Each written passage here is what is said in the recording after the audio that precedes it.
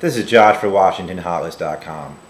A lot of big rulings came down from the Supreme Court this week, and just stepping back a little bit and taking a look at the way the Supreme Court is comprised right now, this is really going to be the lasting legacy of the Bush administration. I mean, we could talk about Iraq all we want, 9/11, foreign policy, and all those problems, but the fact that the president had a big outcry from the conservative movement that the courts are too liberal in general and that judges are striking down conservative legislation. Why don't we replace those liberal judges with some conservative judges?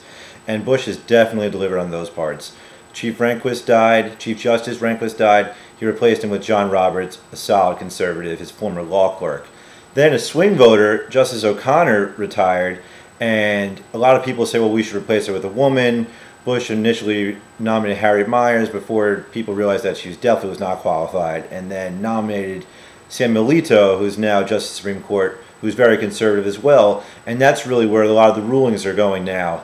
I mean, in the Rehnquist court, it was 5-4 towards the liberals sometimes, with O'Connor and Kennedy in the middle. Now with O'Connor out, Kennedy is really the only swing voter left, and he kind of swings to the right a lot.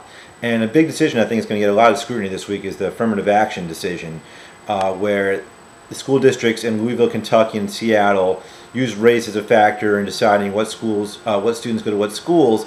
And the Supreme Court, in a 5-4 decision, where Alito replaced O'Connor and struck down earlier case laws. Essentially, 4 years ago, the University of Michigan had their affirmative action program upheld by O'Connor, and this time those were struck down. It says that you cannot use race as a factor for school admissions, and you just really see the difference between a Bush administration and a Clinton administration and the Supreme Courts. And just going to the merits of that case, I personally agree.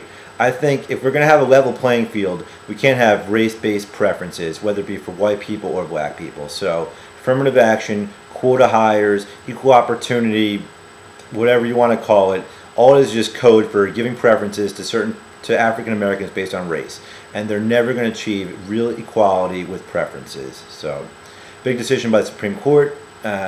Keep following for the rest of the coverage for the politics. This is Josh for WashingtonHotList.com.